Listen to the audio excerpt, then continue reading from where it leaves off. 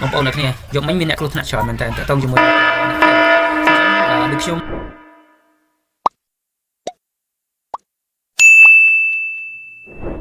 អញ្ចឹងដូចខ្ញុំបាននិយាយអញ្ចឹងការ trade យើងត្រូវ trade follow trend បាទត្រូវដឹងថា trend វាចុះឬក៏ឡើងបាទកាលណាតែយើងលេខបច្ច្រាស់ផ្សារដូចយកមិញអញ្ចឹងមានបងប្អូនក្នុងក្រុមមានអ្នកឈាមច្រើនបាទមានអ្នកឈាមច្រើនយកមិញមានអ្នកឈាមច្រើនមែនតើអ្នកខ្លះក៏ខាតច្រើនដែរនេះចូលបាយចូលអីអញ្ចឹងទៅបាទនេះហើយមានបង5អ្នកជាប់មានបង5អ្នកជាប់យកមិញមានអ្នកទិញបាយច្រើនបាទអញ្ចឹងមូលហេតុបានជាប់បាទមូលហេតុបានជាប់ដោយសារតែគាត់ trade បច្ច្រាស់ trend អញ្ចឹងក្នុងវីដេអូនេះខ្ញុំបានបញ្យល់ថា trade កុំ trade បច្ច្រាស់ trend ដូចកន្លែងនេះអញ្ចឹងកន្លែងនេះខ្ញុំឃើញវា break មែនបាទវា break ទៅលើអញ្ចឹងខ្ញុំក៏បោះ signal ទិញនៅហ្នឹងបាទតែយើង hit TP ដល់ពេលវាបកមកវិញធ្វើតែវានៅលើមែនណាតែវាអត់បំពេញ rule របស់យើងទេទី1វាបានមកចោះនៅ support មកបាន support តែវាអត់មាន confirm candlestick តែឡើងទៅវិញរួចអញ្ចឹងវាបុកតម្លាក់មកភឹងបានន័យថាមិនបានន័យថាវាបែក trend អស់ហើយអញ្ចឹងសម្រាប់មាសតែកាលណាតែវាបែកអស់ហើយនៅក្រោមខ្សែអញ្ចឹងតែវានៅតែចោះអញ្ចឹងវាអត់មានឱកាសនឹងអាចឡើងទេអញ្ចឹងការយើងដឹង direction វាថាអូនៅពេលនេះវាបានបែក trend ហើយយើងអត់អាចលេងទិញបច្ច្រាស់វាទេបាទទោះយ៉ាងម៉េចវាចោះមកវាជាប់នៅ support នេះក៏ដោយក៏យើងអាចទិញបានដែរព្រោះអីព្រោះវាស្ថិតនៅក្រោមខ្សែបាត់ហើយហ្នឹងចង្វាក់សារឡើងនិងចង្វាក់ trend វាចង្វាក់នៅ key zoom level របស់វាក៏វាខុសគ្នាបានថាចោះហើយតែចង្វាក់ខុសចង្វាក់អីនៅ key zoom នេះពេលដែលវាចោះមកប៉ះ key zoom តែវាស្ថិតនៅក្រោមខ្សែបាត់ហើយបាទហើយមួយទៀតវាអត់មាន confirm candlestick ថាអាចនៅបិទចំ zoom ណាវាបិទហក់ឡើងទៅវិញអត់រួចទេបាទព្រោះវាបែកមកភឹងវាស្ថិតនៅក្រោមខ្សែហើយវាស្ថិតនៅក្រោមខ្សែយើងអាចលេងលក់លេងទិញបានទៀតទេយើងនៅតែតាមយើងរកតែកន្លែងឱកាសលក់ទីនេះតែបិទកន្លែងនេះពេលដែលវាបែកប៉ុណ្ណឹងបើវាហក់ឡើងទៅប៉ះជា0នេះយើងអាច sell បានបន្តតែវាហក់ស្ទើរយកមិញបើយើង sell បានណាបងប្អូនយកមិញយើង sell នៅក្រោមបានទីថា sell អត់បាន sell បានដូចគ្នាមិនថានៅក្រោមមិន sell អត់បាន sell បានតែអ្វីដែលសំខាន់វាឡើងអត់ដល់0នេះទេដោយសារតែផ្សារជាមួយវាបុកចុះខ្លាំងពេក100ជាង150លេខជាងបងប្អូនមិនតិចណា150លេខជាងក្នុងមួយយប់អញ្ចឹងឥឡូវយើងវាស់តែពីនេះមកនេះយើងវាចាប់ដាក់បុកចុះខ្លាំងពីនេះទៅ4465ក្នុងមួយអោនបាទវាចុះរហូតមកដល់4309បានថាវាចុះបានចូល150លេខជាងហ្នឹងបាទអញ្ចឹងបែបតិចទេបងប្អូនក្នុងមួយយប់ចុះបានប៉ុណ្ណឹងមិនមែនថាទេអញ្ចឹងសម្រាប់ការប្រើ trend តាម trend គឺសំខាន់យើងដឹងពី direction វាថាអូមកទៅវាអាចនឹងຕົកជាប់អត់គេហ្សូនហ្នឹងព្រោះវាស្ថិតនៅក្រោមខ្សែបាត់ហើយអ្នកខ្លះចូលទិញ support នេះ support នេះវាចាប់គេហ្សូនសម្រាប់នេះ auto block បើយើងមើលតាមអីគេ chain operator អីកន្លែងនេះកន្លែងនេះវាមិនឆត់បាទឬក៏ CHSD ក៏គេរកកន្លែងហ្នឹងបាទហើយយើងមិនចាប់ឲ្យគេយើងមករក AVG នេះ AVG ណា AVG នេះ AVG អ្នកខ្លះដាក់ limit នៅហ្នឹងហ្មងឬអ្នកខ្លះគេចាំ order block នៅនេះតែចំពោះផ្សារបែបនេះ order block AVG ឲ្យស្ពៃបាទឲ្យស្ពៃតែបើយើង trade order flow តាម flow របស់វាតាម flow direction របស់វា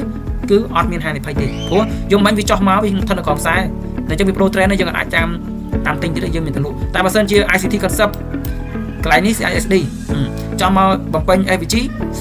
មិនទៅ order យើងដាក់ order នៅហ្នឹង C stop loss តិចអ្នកខ្លះទិញនៅនេះ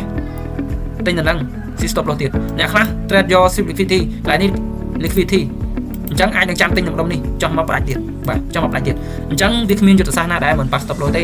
តែអ្វីសំខាន់ឲ្យតែបងប្អូនគ្នា trade តាម trend របស់វា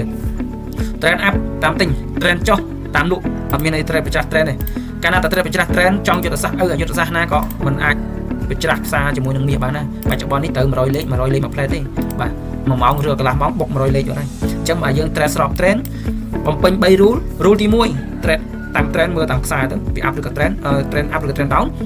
ទី2ពេលដែលវា break key zone វាតម្លាក់មករក key zone នឹងវិញទី3 rule confirm គឺ candlestick ចុងក្រោយ verify ចុងក្រោយគឺយើងអាចបើក entry បានបាទតែចំពោះយប់មិញអ្នកដែល trade តាមយុទ្ធសាស្ត្ររបស់ខ្ញុំបានថាអត់មាន set up ចូលទេវាមកដល់កន្លែងនេះក៏ស្ទើរ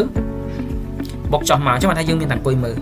ដល់ពេលថ្ងៃយើងមានកន្លែងចូលពេលថ្ងៃយើងមានកន្លែងចូលពេលព្រឹកយើងចូលមួយពេលនេះយើងចូលតាមទិញមួយយើង hit TP ព្រោះ reward យើង 1.5 នេះបើយើងទិញហើយខ្ញុំក៏បានតម្លាក់បាយដែរខ្ញុំឲ្យទិញនៅហ្នឹង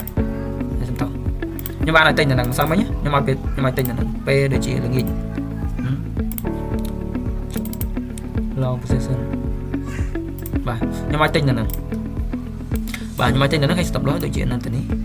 ហើយ reward យើង 1.5 ហើយទៅនេះប៉ះទី2 stop loss នៅនេះអញ្ចឹងវាបាន 1.5 គឺយើង hit ដល់ពេល hit វាបុកមកក្រោមវិញក៏ខ្ញុំ respect ចាំទិញដែរតែដោយសារតែព័ត៌មានខ្ញុំអត់ឃើញ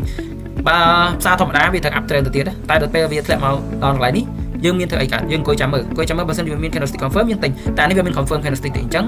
បើតាមយុទ្ធសាស្ត្រយើងត្រូវមកដល់ហ្នឹងយើងទិញទៀតបាទទិញទៀតតែដោយសារអីដោយសារតែវាអត់មាន confirm candlestick បន្ថែមអញ្ចឹងយើងអាចទិញបានស្រាប់តែវាបុកចោះមកអញ្ចឹងបានថាយើងមិនបានចូលហើយក៏អត់មានហានិភ័យព្រោះអត់គ្រប់តាមគោលការណ៍3យុទ្ធសាស្ត្រយើងគ្រប់ចូលគ្នា3 rule ចូលគ្នាបើយើងអាចបើក entry បានបាទអញ្ចឹងសម្រាប់យុទ្ធសាស្ត្រនេះខ្ញុំនៅតែឲ្យបងប្អូនគ្នាព្យាយាមប្រើព្រោះការ trade follow trend យើងហានិភ័យកាត់បន្ថយបានច្រើនហើយយើងបូកគ្រប់សំជាមួយនឹង reach បងប្អូនគ្រប់គ្រងបានល្អហើយបូកជាមួយនឹង loss size យើង trade ទុយទៅវាប្រើ TPSL ត្រឹមត្រូវទៅគឺវានឹងធ្វើឲ្យបងប្អូនចង់ join channel Telegram របស់ខ្ញុំអីបងប្អូនគ្នាអាច join បានក៏ដូចជា channel នេះគឺខ្ញុំតម្លាក់ signal ទិញបាទខ្ញុំក៏មានតម្លាក់ជាវីដេអូរបស់ signal ភ្លាម update នៅ graph ផ្សេងតម្លាក់ signal ហើយខ្ញុំនឹង support បងប្អូនគ្នាបាទឬក៏បងប្អូនគ្នាមានចម្ងល់ទៅនឹង broker ឬក៏ចង់ពិភាក្សាតើគួរប្រើយុទ្ធសាស្ត្រអីចូលផ្សារឬក៏មានចម្ងល់ទៅនឹងវិស័យ forex អាច contact មកខ្ញុំបានខ្ញុំនឹងដាក់ link channel Telegram និង contact មកខ្ញុំផ្ទាល់បានបាទអរគុណច្រើនអញ្ចឹងសម្រាប់វីដេអូនេះខ្ញុំមានតែប៉ុណ្្នឹងជាចុងក្រោយសូមជម្រាបលាជូនពរឲ្យបងប្អូនគ្នា trade ចំណេញរាល់ថ្ងៃបាទហើយកុំភ្លេច trade stop loss បានត្រឹមត្រូវផងបាទអរគុណច្រើន